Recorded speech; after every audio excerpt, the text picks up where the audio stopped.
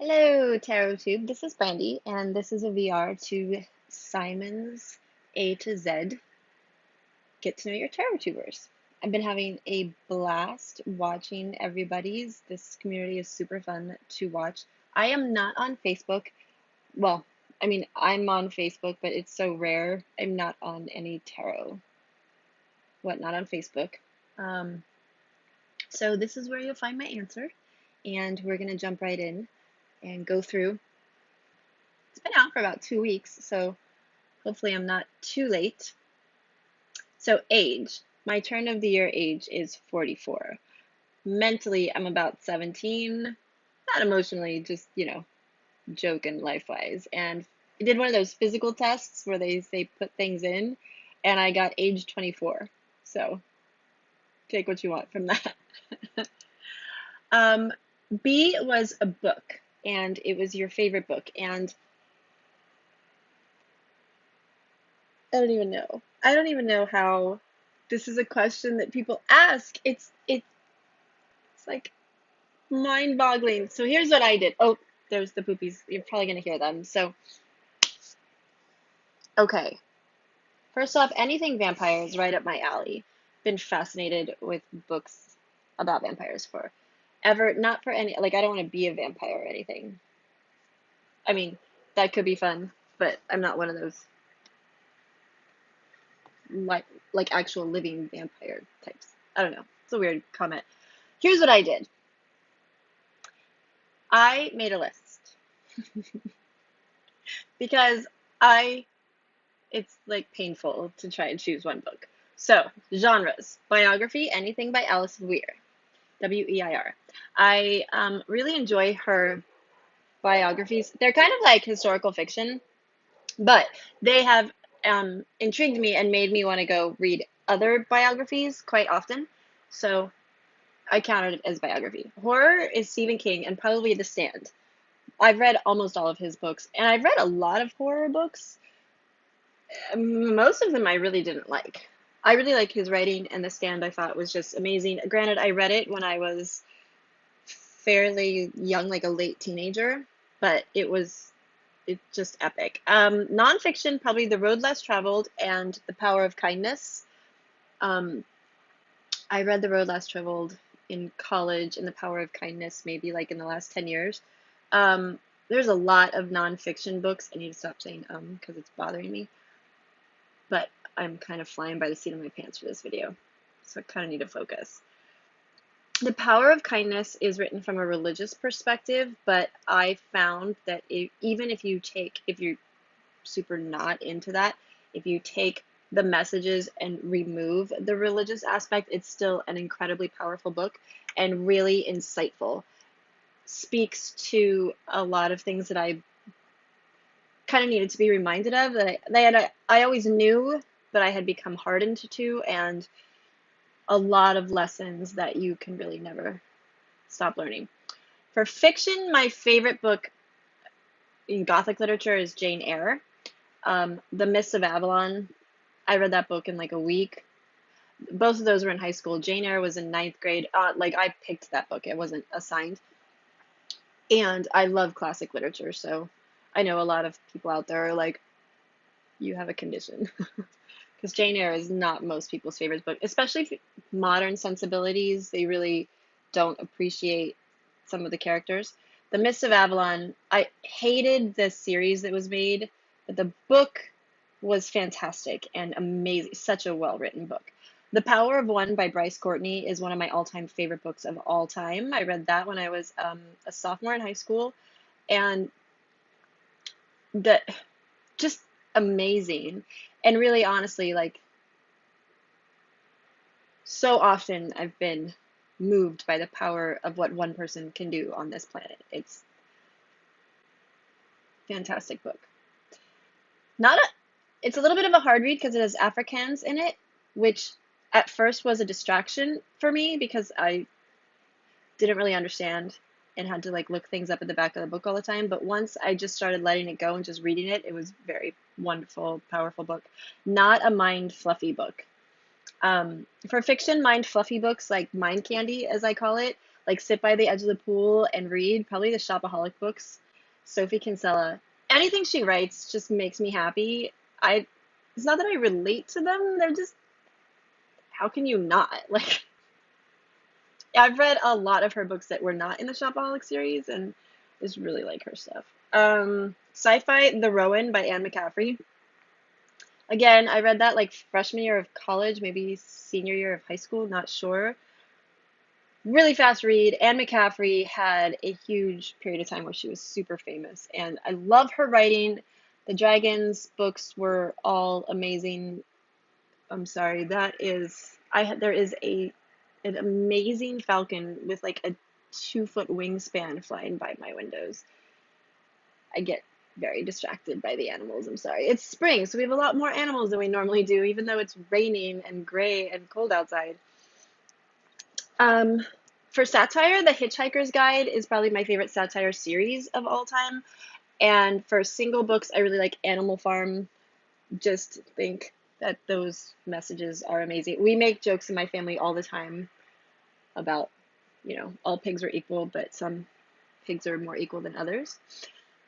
For children's books, so I was a children's book manager, and there are so many fantastic children's books out there. The Pigeon book series, I like when that first came out, I love the Pigeon book series, all of them. They're just funnier and funnier every day. The Stinky Cheese Man and other stories, like takes on fairy tales that were hilarious. Every fairy tale ever written, I'm especially a huge fan of the original fairy tales, like the ones that are like morbid and terrible. The Little Prince, Harold and the Purple Crayon, the Wizard of Oz series, and yes, I read all 14 books, probably third or fourth grade, and my Nana got them for me, and they were I don't think they were first series editions, but they were definitely of the original printing in the sense that they weren't redone with new covers and stuff. Loved those. Um, Goodnight Moon. I have a lot of kids, so Goodnight Moon was one of my favorites to read. It's story time. I pretty much had it memorized. It's just like the sweetest, cutest little thing, and little kids' reactions to it just make me happy. For romance, I put erotica and romance together because I just did, and I really enjoyed the Taming of Sleeping Beauty series. I know it's not like your intense erotica type stuff, but I was reading a lot of her books as she was writing, like, the Vampire Lestat and the violin and stuff like that. So to read her stuff from a different perspective when most people didn't even know that it was hers because it's under a different pen name, I just really liked those books. They were fun. Short stories, I like Palachuk. A little dark, a little creepy. I haven't read too many short story books. For poetry, Charles Simic is fantastic, and Bukowski, Charles Bukowski, is it two Charles? Did I pick two Charleses? Charles Bukowski is one of my favorite poets, and one of my sister's favorite poets too. Just amazing. So there you go. I could go on, but I'm not going to because reasons. We'll be here forever. For Siwa's career, what you wanted to do when you were little and what you're doing now. So I always wanted to be a dancer. And I also wrote a lot when I was little and wanted to be a writer, but didn't really know what that meant. I would walk around the neighborhood, I would like write plays and direct the neighborhood kids and like do stuff with my sisters, and I was always choreographing in my head like just songs, always, always. I for a little while I considered being a doctor. I really wanted to go into pediatrics. That was probably like middle school when you really start thinking about it. And then again in high school, I was dating someone who wanted to be a doctor. Funny story, he's my husband now. But and going through the motions and figuring out what he wanted to do really was inspiring, and I thought I could really do this. Well, I have natural tremors that are pretty bad, and I decided that the medical work wouldn't be too hard, but my natural tremors might get worse as I got older, and it could be a problem. And then I also just decided that it was too heavy a work when small children got sick or when people got sick. I really didn't think that my heart would stand it. So I looked into maybe being, I decided around like ninth grade that I wanted to be a teacher for special needs kids, um, with like a minor in psychology. And um, I was pretty set on that. I took all the classes in high school. I did all the things. Senior year of high school, getting ready to go to college and or university as people call it. And my dad was like, "Okay, you want to do this? I have a friend who is a special needs teacher and let's go talk to her so you know what you're talking about." So I went to her house, visited with her, and it really altered my perspective. I was like, I don't know if I could really do this. But she was very jaded and she'd been doing it for a long time. And the system is hard for special needs teachers. It's just gotten harder over the years that I've seen. And I'm more kind of cynical to begin with, and I really didn't want to be cynical like that. And she had kids and she had foster kids and she had kids everywhere, which is totally my jam. And she just wasn't happy. So it started me thinking, I'm like, you know what? I could be in education and I could also be, instead of having a psychology background, I could be a psychologist. I could still help people.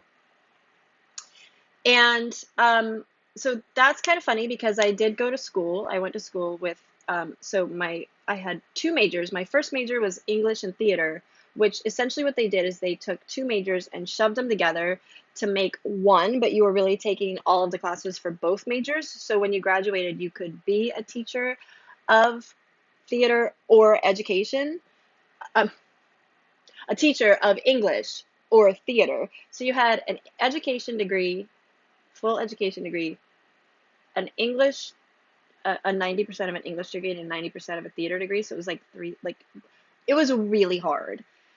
And they really, you had to like be chosen and agreed to go into that major. And then I doubled in psychology with a minor in Spanish because that makes sense. I had already spoken Spanish. I had lived in Spain for a while, and I just thought, I need to be able to communicate with more people. So slowly, sophomore year, they dropped the Spanish major at my school. So that had to get dropped. And then junior year, I went back and I had been talking to my dad, and he was kind of like, "Are you sure you want to go into psychology?"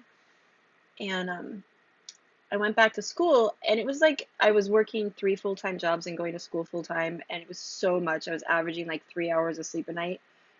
I'm already a natural insomniac, so it was like too much. And I called my dad and talked to my mom, two separate places. Talked to my friends. I was like, I have to let go of something. So I let go of the psychology degree. Probably not what I should have done because I think that would have made me really happy. It's always something that I can go back to if I wanted to. But yeah, so this whole time I was a dancer. I was a dancer. I was a ballet dancer. I learned a lot of other dance in college, but so I was very seriously dancing until my parents got divorced. And then we moved to Pennsylvania, and my mom had said, you can go dance with the Pennsylvania Ballet. So you can't charge for auditions for things. It's illegal. So what they do is they put up a class, and you go to the class, and they sort of watch the class and see how you do in the class, and then you have an audition after, and you pay for the class, and that's how that works. And we just couldn't afford the class. And so I had to make a decision about whether or not I was going to be a professional dancer or not, right around the age of 13, 14. And so I did other stuff through high school. I did not become a professional dancer with the Pennsylvania Ballet. It's a dancer otherwise. And I'm still dancing to this day. I just actually, so tangent into now, I just got laid off. I was an office manager for a dance conservatory near where I live. And I still have a strong inkling towards wanting to write things. I've been directing and acting. I started and ran a children's production company for many years, and I let that go to move out to California with my husband so that he could go to law school. Currently looking at reopening. Okay, that's going to move into the next thing. So right now, um,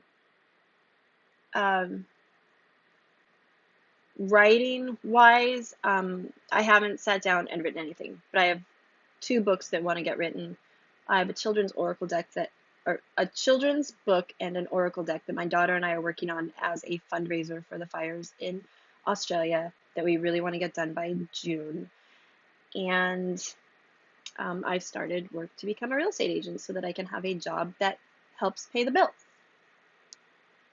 Dream. Okay, so this is where it all kind of culminates together. So I did actually live my dream. I graduated school being able to run an entire theater, which is amazing. And um, I wanted to run my own production company. So I did. Um, and my goal now is to go back to having a production company. I would like to have it have a studio attached. And I really do want it to be bi-coastal because I have a huge amount of connections on the West Coast and the East Coast. My oldest son is autistic. He really enjoys theater, as do most of my children. And he would like to learn how to be a producer, and he would like to work with autistics and give them um, a voice in theater. And so I would love to have my production company along with my husband, who's very talented at so many things, including theater and singing. The man's voice, I can't even tell you.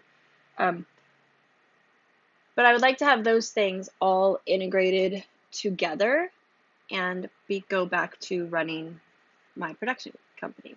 I also am interested in real estate investment. In the next 10 years, I'd like to have 6 or 7 houses, not commercial real estate necessarily, that I have invested in order to fund other things. And then I would just like to be working in the studio, teaching dance and acting, and singing, and that's mostly dance and acting, honestly. Possibly also directing. Um, Producing is really where my heart's at, but I'm really good at producing and directing. Those are my strengths. I would like to do that, and that would allow me to also travel and experience a lot of other cultures, which is close to my heart. E is essential item. So I couldn't figure out what my essential item was because this is not my phone. I lived for many years without a cell phone, and I would put my phone down and never use it again if I could. I find it tedious. The things that I really like about my phone are the alarms, which I have on my stove and also like other places. I use a pen and paper planner, and I don't like people being able to constantly contact me whenever they want. I grew up with no television, and I grew up with a phone with an answering machine. Like, I'll get back to you if what you want to say to me is really important. I'm sure that you can find a way to do it. And I know that in today's world, that's really like crazy. But when I had no phone, up until just a few years ago, PS, by the way, it wasn't a problem. People had no issue finding me, getting a hold of me. Social media, I think, is a huge detriment. It it doesn't make my life better. It distracts me from things I really want to pay attention to, and I get really angsty. Like I get on Facebook and I'm like, first off, it's boring. All the posts are very much the same, especially since the algorithm, that's like what the algorithm deliberately does. Um, I do like YouTube, but at the same time, like you kind of have to have Instagram and Snapchat and other things to, which is fun. But like I said, I am very limited on that stuff. I wasn't for a couple years there. I was really into it, and I found that other stuff wasn't getting done. It was just distracting me, and I would just get sucked down this black hole of crazy. And if I'm going to be Alice, I want my black hole to be with books or soul searching, intrinsic empowerment things, not politics that don't really matter, or people's opinions that they think are facts. So my essential item is not my phone. And I had to ask my husband. I was like, is it water? Is that like, because what is it? So His very thoughtful answer was a sweater, a hoodie, or a shawl. Because I even had when we went to Jordan, and Petra and Jordan in the desert, and then we went to Sedona in the summer, and I still had a shawl that I carried everywhere. I walked around through Petra with my shawl all the way around my head, partly for cultural reasons because I was blonde at the time, but which is a thing, but also because I was actually cooler in the desert with like long sleeves, long neck, scarf all the way around. It was a silk scarf, like all the way around, and a very long, heavy skirt and boots. I was a lot cooler than I would have been in a t-shirt and shorts. And I know that sounds crazy, but if you look into like why nomads wear so many clothes, it's totally a thing about your body like cools off easier. I don't know. This is weird. But I am always cold. So I always have a sweater. I like live in hoodie. I pretty much have lived in hoodies my whole life because as a dancer, you could throw a hoodie on over your outfit. Usually it's acceptable in class until you get to like really high levels of dance and then I'm like in a wrap sweater, for everything. Having a sweater on over your tutu top, like until the very last second when you have to go on. Um, it just I just always have them. I mean, when I pack a bag, there's a sweater or a hoodie in there. If it's not 75 degrees out, I'm cold. I even have one when it's 75 degrees out. He also said a book, which is accurate, or my knitting, because when I'm waiting, those are things I like to have with me. And can we just talk about like having a book with you makes everything better? And this reminds me of like the Twilight Zone. Did you ever see that Twilight Zone where he he like can't ever find enough time to read and then the world ends and he's has access to this whole library and then at the very end, spoilers, and then at the very end he drops his glasses and steps on them. When I was little, this was the most terrifying. Besides the one with the airplane with the goblin on the outside, this was the most terrifying Twilight Zone episode. It stuck with me. Oh, that and the spider that always gets bigger.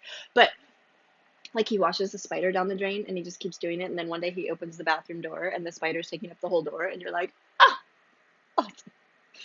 Uh, Glasses broken and not being able to have a book, like essential. So it's either a sweaty shawl hoodie, a book, or my knitting. My favorite RWS deck is the Ethereal Tarot Art Nouveau rather. It's illuminated. It just really speaks to me. It's hand drawn. I was really drawn to it when I bought it. And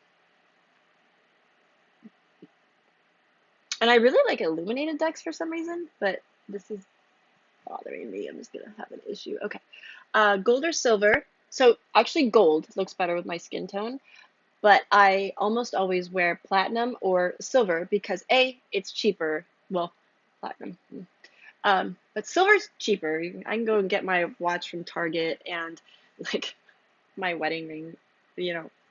Um, I have lots of kids and dogs, and I am very hard on my jewelry. And also, just most jewelry comes in silver. Um,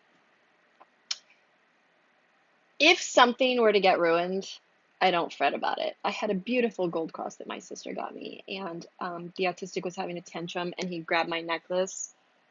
He didn't mean to. He actually was trying to grab my shirt, but he grabbed my necklace, and when he threw his hand back, it went flying. I was never able to find it, even after we moved and the room was empty, and I went through all the baseboards and carpet and everything. And, it was a gold necklace with a gold and diamond cross, and that was devastating to me. So, um, that's my answer there. Height, I am 5'7", 5'7" I don't know how many centimeters that is.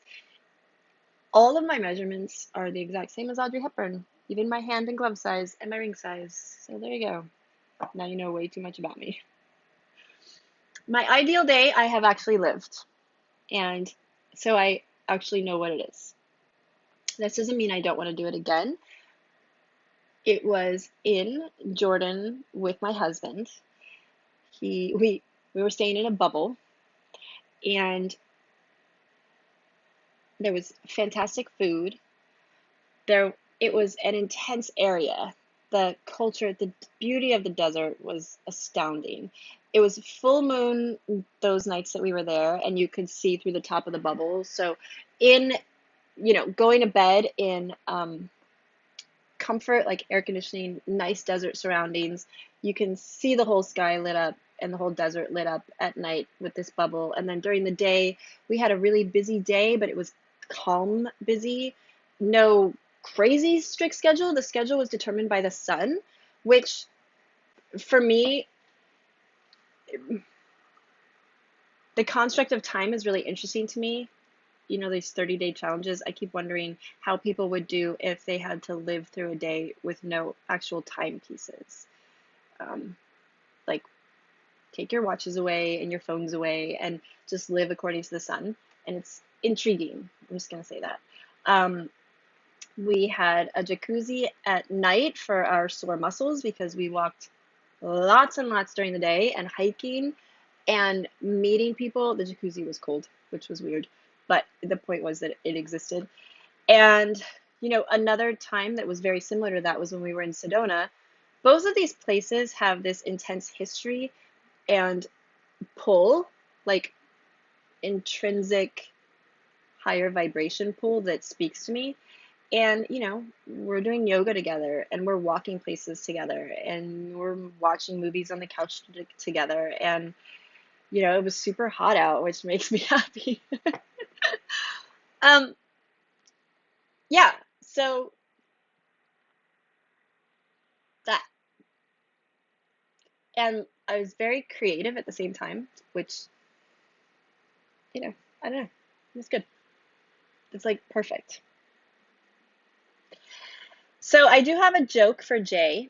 We have a lot of jokes in my house constantly, and this is not an appropriate joke, but it's the joke that I have right now. We have so many. My husband is really funny, and he was a submariner, and so they spend a lot of time making jokes and getting through the days. So this one is, are you ready? Okay. It's terrible and inappropriate. Did you hear about the guy with 5 penises?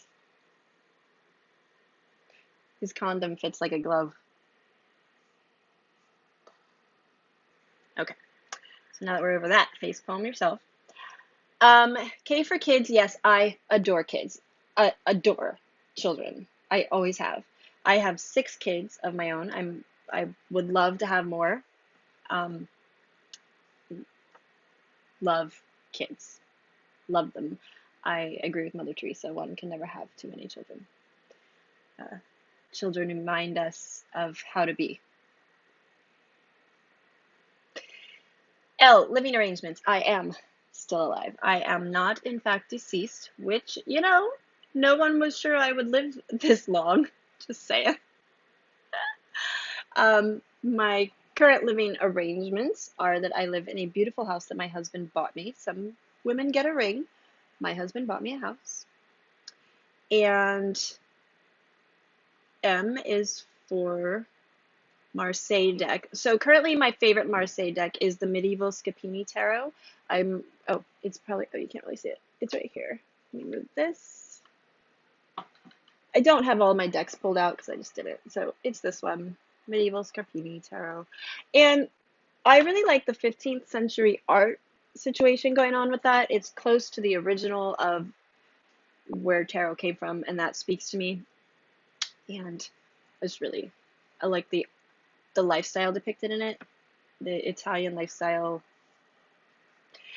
N is for nickname, so I have a bunch of nicknames, most of which are from when I was little. The first one is BJ. So my name is Brandy Jean, and I am named after the song, which is from the 70s. If you have recently watched, um, I want to say Galaxy Quest, but that's not what it is. It's I'm not gonna remember. Um,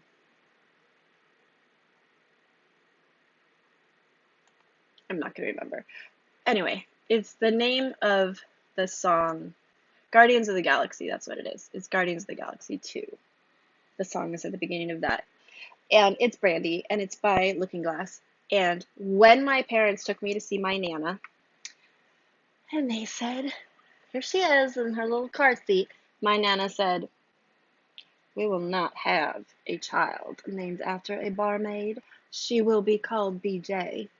And she walked away. And nobody argued with Nana when she spoke like that. Actually, nobody argued with Nana. And she gets all her Scottish up in there, and nobody's having that. So I was BJ so much that in sixth grade, when they called the intercom for my real name, I didn't even know. No one knew who it was in class because I was never called that. Even in school, I wasn't called that. Called Brandy. In high school, Tink and Angel became my nicknames. Um, and Beejamise was from a friend of mine, like Siamese, but with Beej in it, BJ. And that's because my friend said I have eyes like a cat. They turn super green. And she said she thought I could see in the dark like a cat. And just the shape of my eyes reminded her of a cat.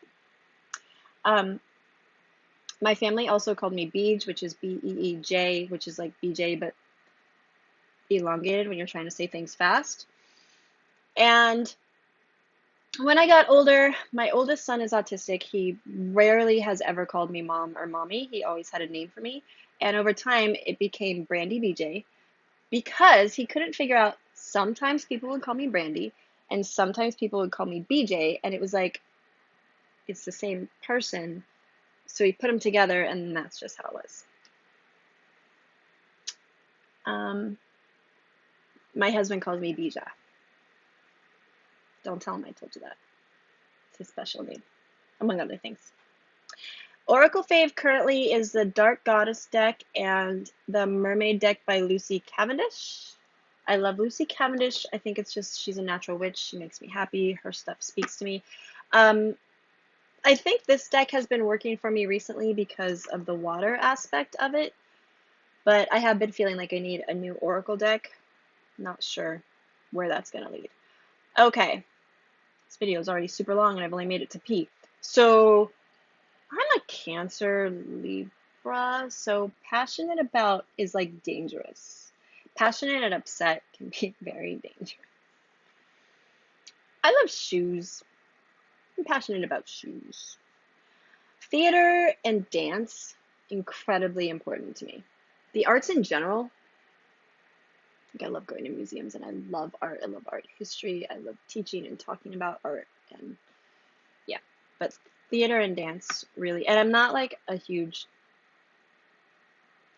well, I'm kind of a huge nerd about it, but like I want to have real conversations about it. Like my thesis was on Ibsen and Chekhov.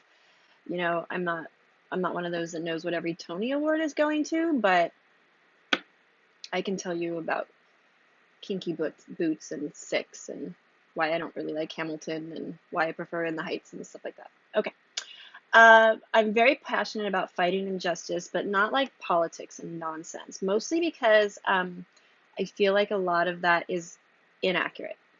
Like I feel strongly, mostly because I've removed a lot of the media from my life, and so watching the world get spun by the media is really intriguing. So I'm actually very passionate about keeping politics within a very specific timeline. So in the States, about 3 months before big elections, I'll start really paying attention. But all the primaries, all the debates that aren't really debates, I don't have brain space for that because I don't feel like it's effective. I don't feel like it's informative. And it just seems like nonsense to me. No talking heads. I'm very passionate about no talking heads. I don't feel like they're helpful. It's just noise to me. And most people listen to what they agree with. So I don't find that I need noise that agrees with what I already think. So if I do listen to talking heads, I try to make it the opposite of what I think my bias is. I'm very passionate about that. I'm passionate about knitting. I know that sounds funny, right? How can you be passionate about knitting? Oh, trust me. Oh, it's a thing. Lip gloss. I'm very passionate about the proper lip gloss. I'm just saying. Helping people. I love helping people. Not like in a creepy way. but like that's why I love tarot. I anything that I'm passionate about, I'm extremely intense when I get going. Books, like you just never start a conversation with me about books because it's just like people are like, "What books should I read?" And I'm like, "Oh, I gotcha. Okay, let's sit down. It's gonna be like an hour and get a pen because I got you. I got you on this." Um, I'm very passionate about the fact that I hate humans, but I love humanity. And okay, so what I mean by that is that people in and of themselves can be really irritating, but humanity in general is amazing. And like it just they make me crazy, but I'm also highly intrigued by humanity. Is just intriguing. So for example, everybody doesn't want to have labels for things, but we're all labeling things like crazy because we can't have a conversation without labels. But people don't want to be labeled. But we literally can't function without knowing where we stand. And watching that play out is so intriguing because it sort of works, right? Um, an example of that is body shaming. My kids and I were having this conversation last night. I hate when very large people, I am super into, like, I hate body shaming. Hate it. And one of the things that has started happening in the last year or two is really large people calling out, I'm gonna say curse words, calling out skinny bitches and saying how skinny people shouldn't have any room to talk. And at the same time, saying that being really obese is unhealthy is like suddenly a problem. I'm like, okay, listen, that's still body shaming. Like, I know that there can be big people that are healthy. I know plenty of people like that. And I know plenty of very thin people that are unhealthy or could be healthier. I need to put on like another 10 pounds. I've been working on it my whole life. I love food. And people have always come up to me and been like, "Are you anorexic? What's your eating disorder? Why are you so thin?" And I'm like, "Well, partly genetics, and I have a crazy fast metabolism." And I had friends that would go to bat for me and be like, "Dude, girl eats food." Like, um, but none of the sides should have to do that. So why all of a sudden is it fine to be saying I'm anti-body shaming, but over here you're saying, oh, except for skinny people. I'm like, the theory is that skinny people have had it good for the last 50 years. And I'm like, that's not necessarily true. It's actually not necessarily true. And yeah, society in America has been pushing skinny people for, since the 60s. But for thousands of years before that, they certainly weren't pushed through. That shouldn't really matter. Because if we don't like the labels, then we should really be accepting all of the people and pushing for healthy, having the discussion about healthy. But I'm in the 3% that eats all the food, and so nobody wants to listen to me complain about how difficult it is to find clothes and how hard it is to gain weight, and like nobody wants to listen to that, right? Um, it's an interesting dichotomy. Another one is racism. Like somebody used the term reverse racism, and I'm like, that's not a thing. Racism is racism. I'm white. I've lived in heavy, heavy areas where white people were the minority, which nobody wants to talk about. And I have been a victim of racism my whole life. My daughter was told she was gonna die because she was white and had to switch high schools. And this wasn't once. She spent 5 months being constantly threatened. People walked down the hallway and cut her hair. Nobody wants to talk about the fact that they did that kind of stuff. Like cut her hair, like big chunk of hair on the floor, and nobody wanted to say anything. And like when it was brought up to the school, they were like, well, she's white. Nobody wants to talk about that. So I think it's interesting. Okay, I'm not complaining. I want to be clear. I think it's interesting that the labels are kind of, people don't want the labels, but they do, and they need to be in particular order. And it's just really intriguing to me. It's like people don't recognize that the problems are not the tenets, they're the people. So, like religion. Religion is not the problem, it's the people that are like the tenets of most religions are actually the same through cultures and civilizations for years. Years, like Babylonian culture, basic tenets are the same as the Aztec and are actually the same as the Buddhist and are actually very similar to the Christian Ten Commandments, which come from some of the mitzvahs of Jewish history. And what's interesting is most people have never studied any of that and don't really know. And if you study cultures and civilizations throughout time and look at art history, which is a really great way to do that, you learn these things and you're like watching the world go by. Really interesting. Because it's not these things that we want it to be, it's the people. It's the people. So clearly I'm passionate about that kind of stuff. I get ridiculous. And I'm okay with it, and you don't have to be okay with it.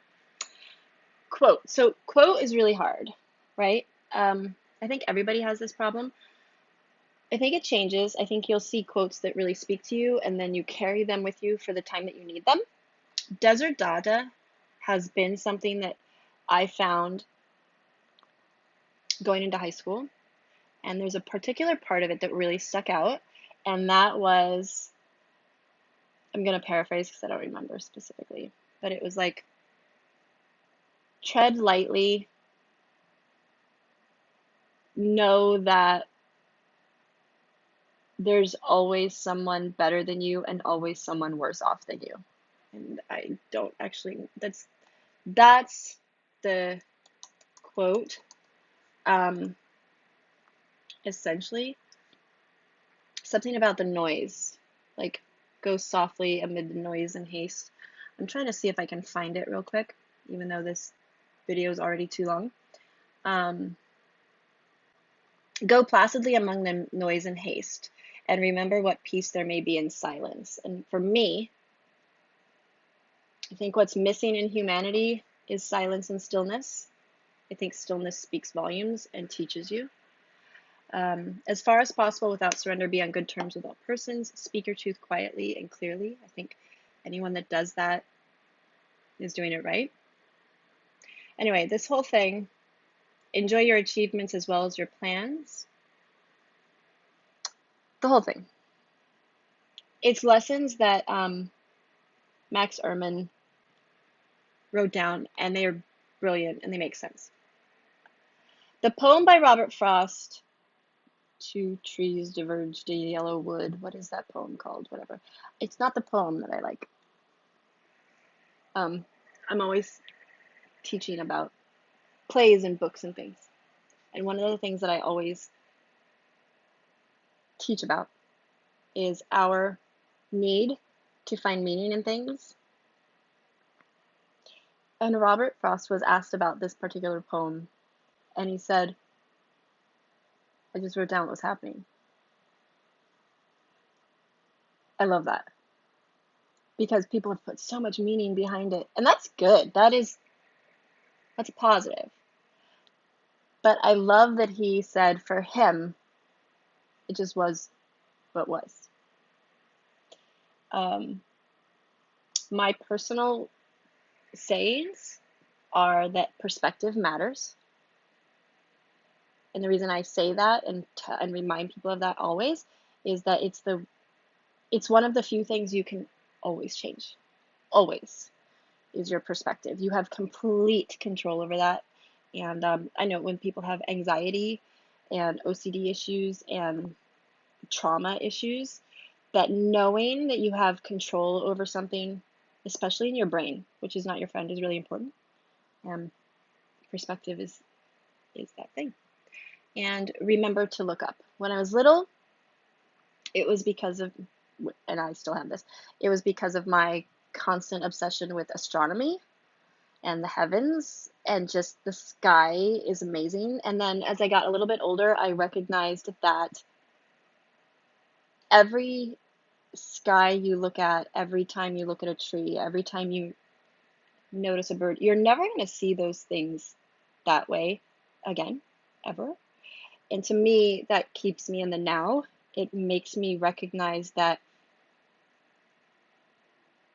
it, just there's so much beauty.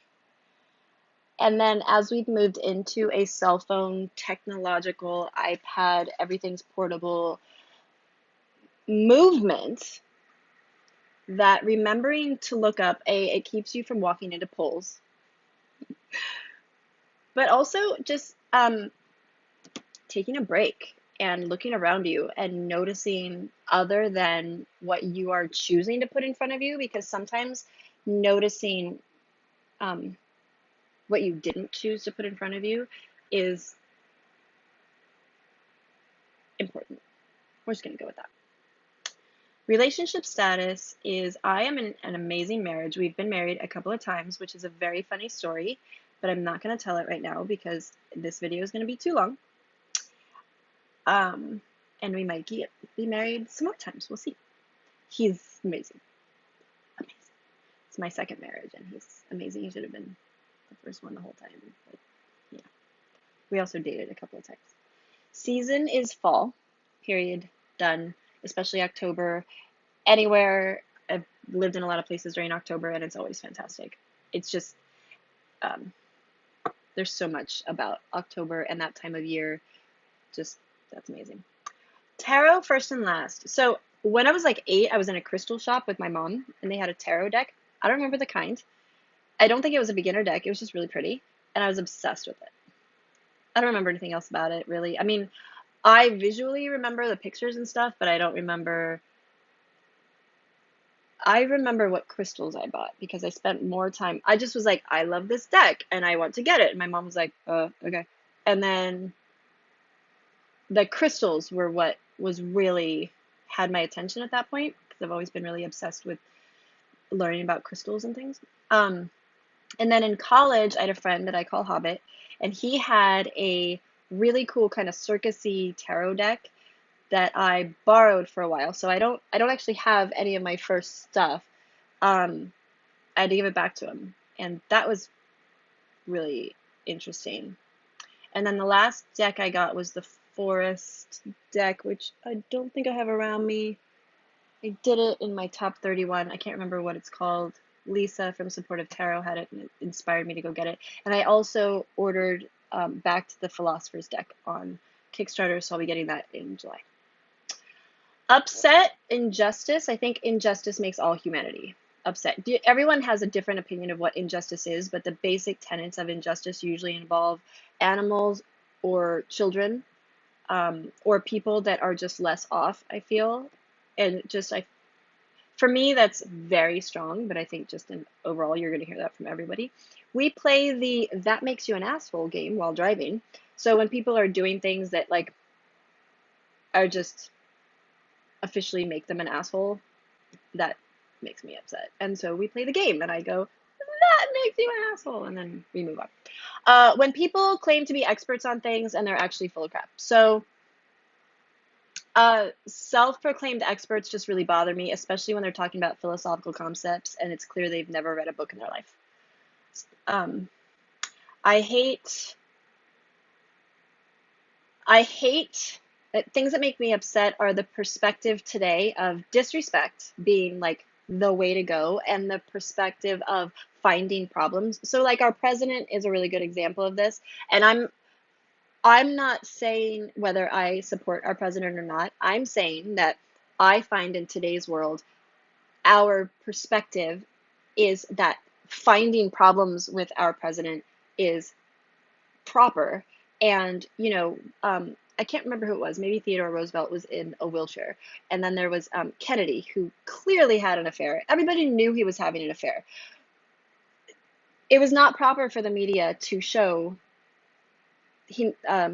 wheelchair-bound president was never shown from the waist down, ever, because it could be seen as weakness, and showing weakness in the president was just not acceptable. They never talked about Kennedy's affair. Well, I mean, why would you? Jacqueline Kennedy. Like, who wants to make Jacqueline Kennedy feel bad? Because, that woman.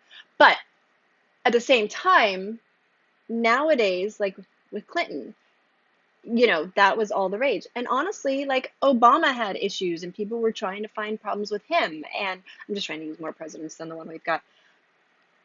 But this is our culture now, is finding issues, finding problems, and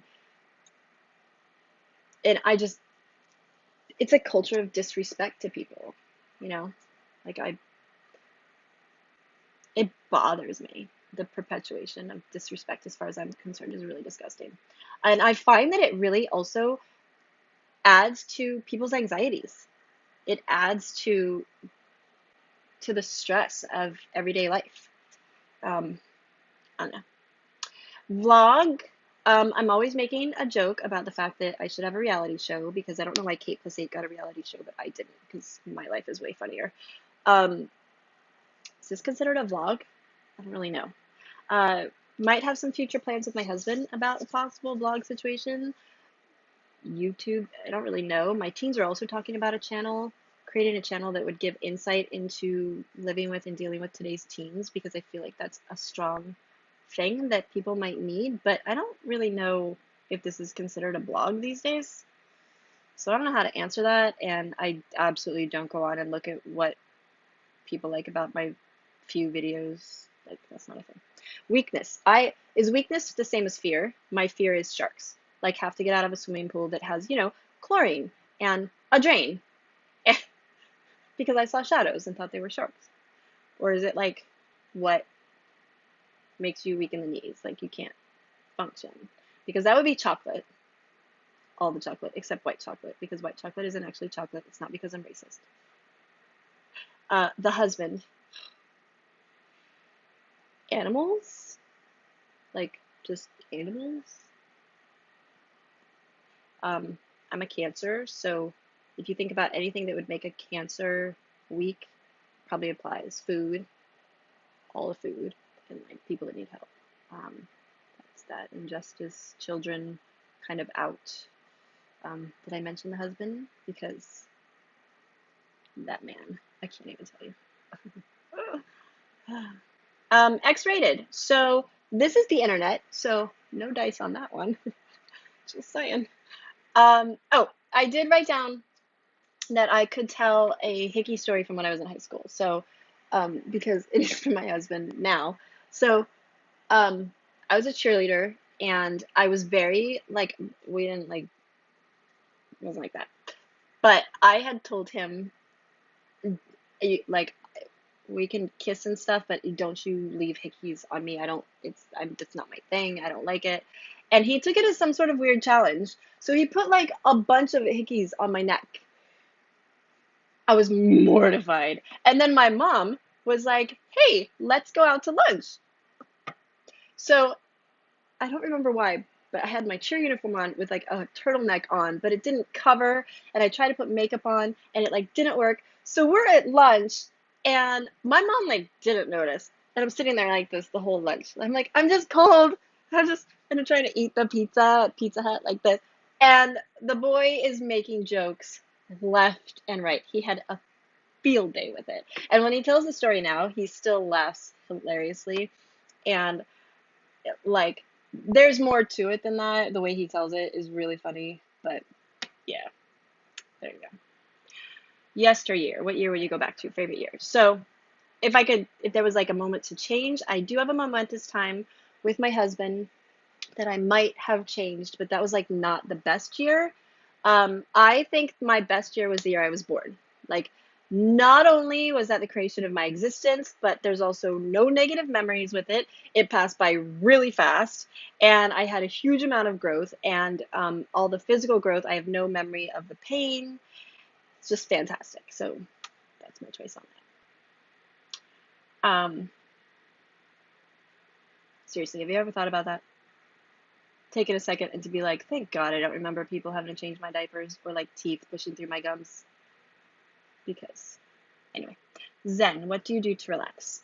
Okay, so actually directing, acting, dancing really super relaxes me. I don't think I could ever imagine a world without dancing. Like Footloose messed with my brain when I was young. I was like, how can they say no dancing? And like the religions where you can't dance, I I'm like, how do they stop children from dancing? Children dance all the time. Like children will eat and get down. Do you know what I'm saying? Like, do you ever see those kids?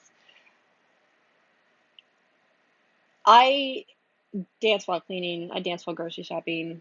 I just like bop around while I'm cooking. It's very relaxing to me. Um,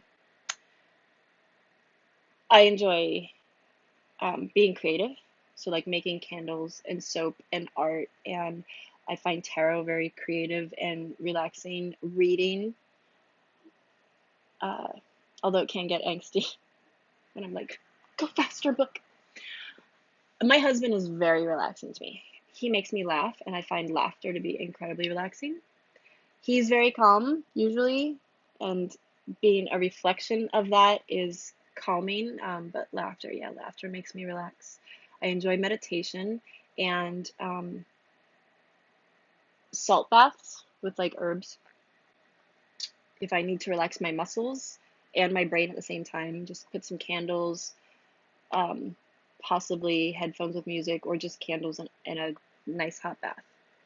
So that's the A to Z, and I am so appreciative if you stuck with me.